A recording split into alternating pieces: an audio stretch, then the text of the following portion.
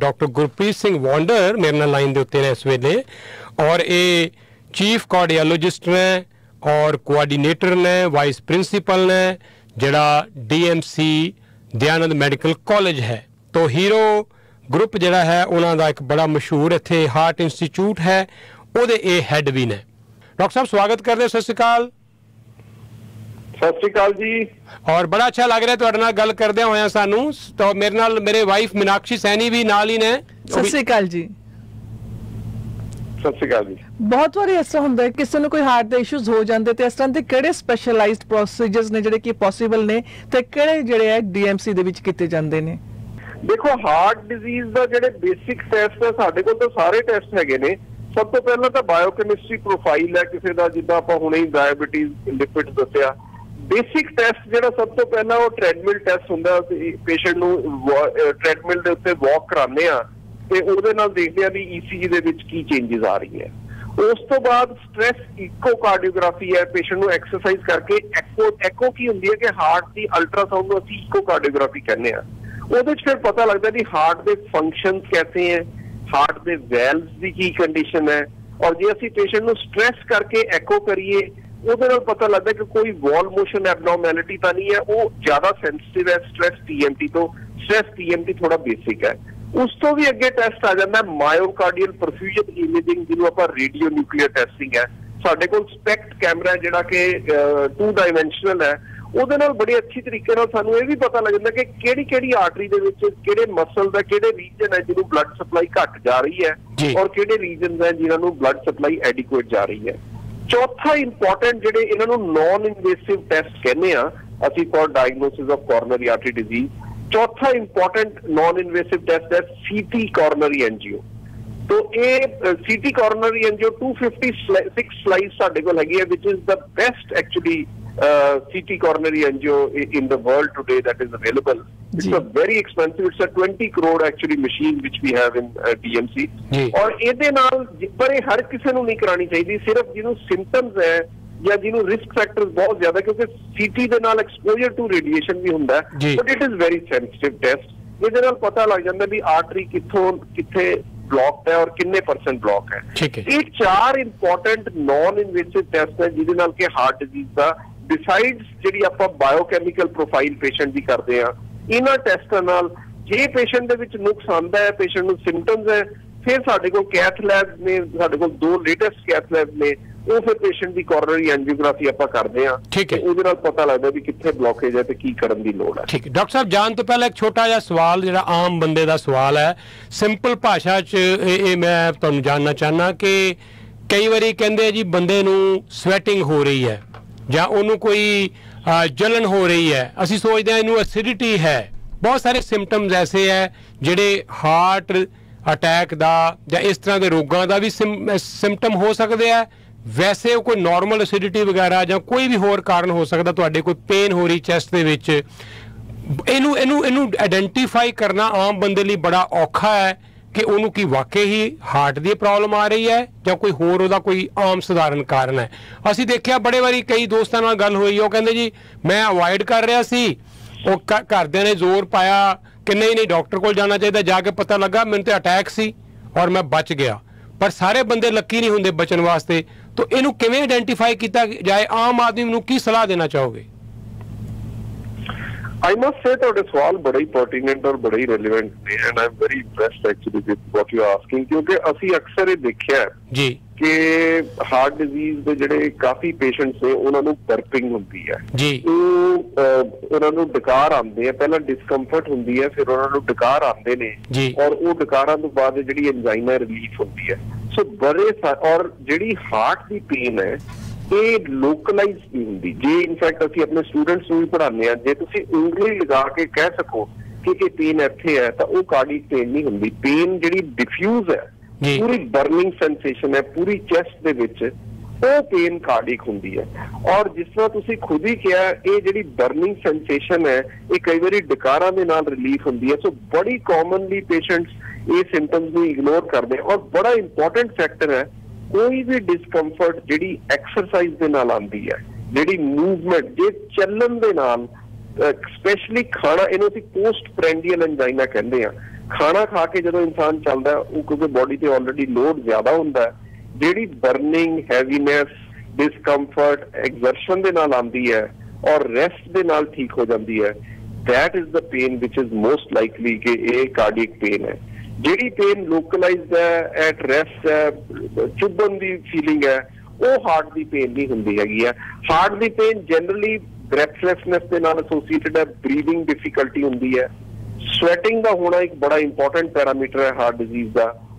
Specially ਜਿਹੜੇ diabetic patients ਨੇ ਉਹਨਾਂ 'ਚ ਕਈ ਵਾਰੀ ਪੇਨ ਘੱਟ ਹੁੰਦੀ ਹੈ ਕਿਉਂਕਿ ਉਹਨਾਂ ਦੀ ਪੇਨ ਦੀ ਪਰਸੈਪਸ਼ਨ ਹੈ ਉਹ ਘੱਟ ਹੁੰਦੀ ਹੈ ਜੀ। ਸੋ ਡਾਇਬੀਟਿਕ ਪੇਸ਼ੈਂਟਸ ਨੂੰ ਤੇ ਵੈਸੇ ਹੀ ਆਪਣਾ ਪ੍ਰੀਵੈਂਟਿਵ ਚੈੱਕਅਪ ਜ਼ਰੂਰ ਈਅਰਲੀ 2 ਈਅਰਲੀ ਆਪਣਾ ਸਟ੍ਰੈਸ ਟੈਸਟ ਜ਼ਰੂਰ ਕਰਾਉਣਾ ਚਾਹੀਦਾ ਹੈ। ਇਨਸਾਨ ਵਾਕ ਕਰੇਗਾ ਤਦ ਹੀ ਉਹਨੂੰ ਪਤਾ ਲੱਗੇਗਾ ਨਾ ਕਿ ਮੈਨੂੰ ਡਿਸਕੰਫਰਟ ਹੈ ਕਿ ਨਹੀਂ ਹੈ। ਸੋ ਰੈਗੂਲਰ ਲਾਈਫ ਦੇ ਵਿੱਚ ਤੁਹਾਨੂੰ ਵਾਕਸ ਇੰਟਰੋਡਿਊਸ ਕਰਨੀਆਂ ਚਾਹੀਦੀਆਂ।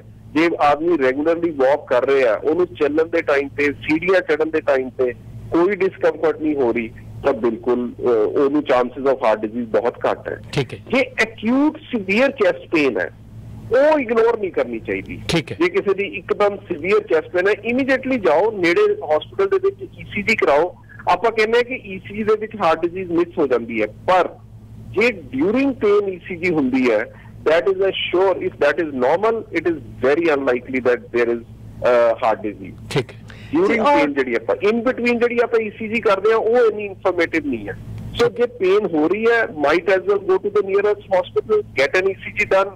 ਜੇ ਉਹ ECG ਦੇ ਵਿੱਚ ਨੁਕਸ ਆਉਂਦਾ ਪਤਾ ਲੱਗ ਜਾਏਗਾ, ਨਹੀਂ ਨੁਕਸ ਆਉਂਦਾ ਇਨਵੇਰੀਏਬਲੀ ਤੁਹਾਨੂੰ ਐਮਰਜੈਂਸੀ ਚ ਵਾਪਸ ਉਹ ਭੇਜ ਦੇਣਗੇ। ਇੱਕ ਬਲੱਡ ਟੈਸਟ ਹੁੰਦਾ ਜਿਹਨੂੰ ਅਸੀਂ ਟ੍ਰੋਪ-ਟੀ ਕਹਿੰਦੇ ਆ, ਟ੍ਰੋਪੋਨਿਨ T, ਉਹ ਵੀ ਕੀਤਾ ਜਾਂਦਾ ਹੈ। ਜੇ ECG ਨਾਰਮਲ ਹੈ, ਟ੍ਰੋਪੋਨਿਨ T ਨੈਗੇਟਿਵ ਹੈ ਤਾਂ ਕੋਈ ਕਾਰਡਿਕ ਪੇਨ ਨਹੀਂ ਹੈ, ਵਾਪਸ ਭੇਜ ਦਿੰਦੇ ਨੇ।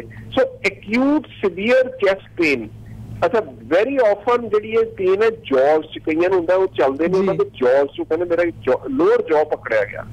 ਸਪੈਸ਼ਲੀ ਪੇਨ ਜਿਹੜੀ ਦੋਨੋਂ ਸ਼ੋਲਡਰਸ ਚ ਔਰ ਦੋਨੋਂ ਬਾਹਾਂ ਚ ਜਾਂਦੀ ਹੈ, ਇਹ ਸੋ ਹਾਰਟ ਡਿਜ਼ੀਜ਼ ਦੀ ਪਿਕਿਊਲਿਅਰਿਟੀ ਹੈ, ਡਿਫਿਊਜ਼ ਹੈ, ਨੋਟ ਲੋਕਲਾਈਜ਼ਡ ਹੈ, ਬ੍ਰੈਥਲੈਸਨੈਸ ਨਾਲ ਹੁੰਦੀ ਹੈ, ਦੋਨਾਂ ਬਾਹਾਂ ਚ ਜਾਂਦੀ ਹੈ, ਜੌਜ਼ ਚ ਜਾਂਦੀ ਹੈ, ਐਗਜ਼ਰਸ਼ਨ ਨਾਲ ਆਉਂਦੀ ਹੈ, ਰੈਸਟ ਨਾਲ ਠੀਕ ਹੋ ਜਾਂਦੀ ਹੈ। ਜੀ ਤੇ ਇਸ ਤਰ੍ਹਾਂ ਦੇ ਵੀ ਕੁਝ ਸਿੰਪਟਮਸ 'ਚ ਥੋੜੀ ਜਿਹੀ ਡਿਸਿਮਿਲੈਰਿਟੀ ਹੈ ਕਿ ਵਿਮਨ ਦੇ ਸਿੰਪਟਮ ਥੋੜੇ ਡਿਫਰੈਂਟ ਹੁੰਦੇ ਆ, ਮੈਨ ਦੇ ਥੋੜੇ ਡਿਫਰੈਂਟ ਹੁੰਦੇ, ਇਸ ਤਰ੍ਹਾਂ ਦਾ ਕੁਝ ਹੈ ਹਾਰਟ ਦੇ ਵਿੱਚ?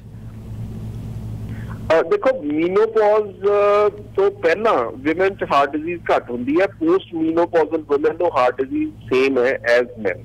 ਸਿੰਪਟਮਸ ਵਿਮਨ ਦੇ ਵੀ ਸੇਮ ਹੈ ਐਜ਼ ਹਾਰਟ ਡਿਜ਼ੀਜ਼ ਐਜ਼ ਮੈਨ। ਡਾਇਬੀਟਿਕ ਵਿਮਨ ਹੈ ਜਿਹੜੀਆਂ ਉਹਨਾਂ ਨੂੰ ਪ੍ਰੀ ਮੀਨੋਪੌਜ਼ਲ ਵੀ, ਇਹ ਆਪਾਂ ਇਹ ਗਲਤ ਧਾਰਨਾ ਹੈ ਕਿ ਜੀ ਔਰਤਾਂ 'ਚ ਬਿਮਾਰੀ ਘੱਟ ਹੁੰਦੀ ਹੈ।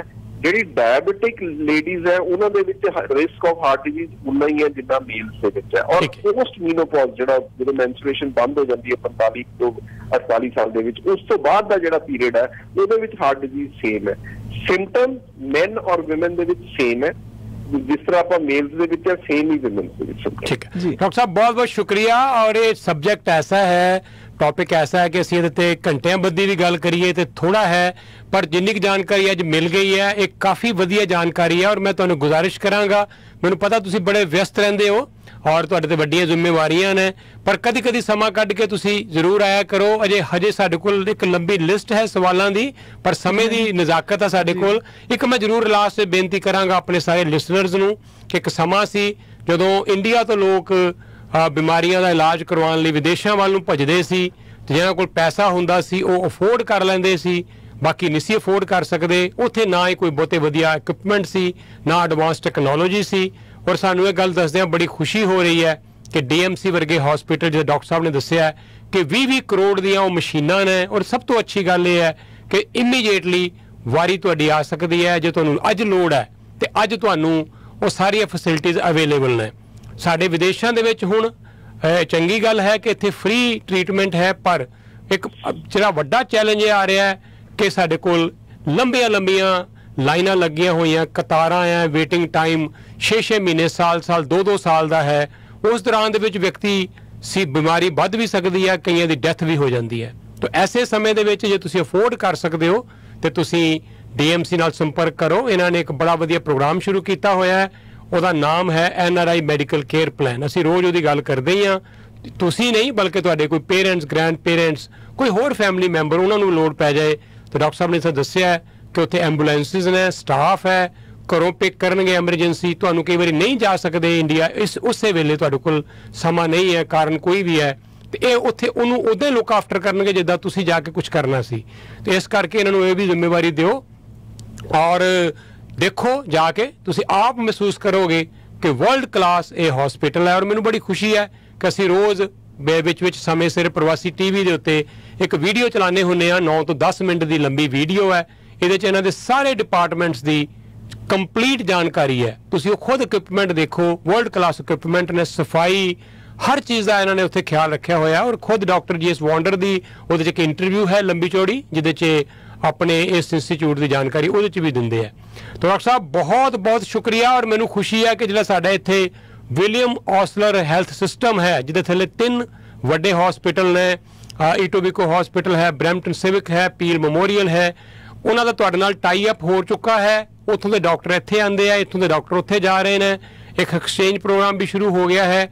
ਇਸ ਨੂੰ ਅੱਗੇ ਹੋਰ ਵਧਾਉਣ ਦੀ ਲੋੜ ਹੈ। ਜਿਹੜੇ ਸਾਡੇ ਬਜ਼ੁਰਗ, ਜਿਹੜੇ ਲੋਕ ਇੰਡੀਆ ਜਾਂਦੇ ਆ ਇਹਨਾਂ ਦਿਨਾਂ 'ਚ, ਸਰਦੀਆਂ 'ਚ ਖਾਸ ਤੌਰ ਦੇ ਉੱਤੇ ਬਹੁਤ ਜ਼ਿਆਦਾ ਲੋਕ ਜਾਂਦੇ ਆ ਉੱਥੇ, ਤੇ ਉਹਨਾਂ ਨੂੰ ਉੱਥੇ ਗਿਆ ਨੂੰ ਕੋਈ ਮੁਸ਼ਕਿਲ ਆ ਜਾਵੇ, ਉਹਨਾਂ ਦੀ ਹਿਸਟਰੀ ਇੱਥੇ ਹੋਵੇ ਜਿਹੜੀ ਤੁਸੀਂ ਸ਼ੇਅਰ ਕਰੋ ਇੱਕ ਦੂਜੇ ਨਾਲ, ਇਹ ਵੀ ਕੰਮ ਚੱਲ ਰਿਹਾ ਹੈ। ਤਾਂ ਆਈ ਥਿੰਕ ਇਹ ਵੀ ਆਪਣੇ ਆਪ ਦੇ ਵਿੱਚ ਬੜਾ ਵੱਡਾ ਉਪਰਾਲਾ ਹੈ। ਤੁਸੀਂ ਕੋਈ ਵਾਈਂਡ ਅਪ ਕਰਨਾ ਚਾਹੋ, 1-2 ਮਿੰਟ ਦੇ ਵਿੱਚ ਕੁਝ ਕਹਿਣਾ ਚਾਹੋ?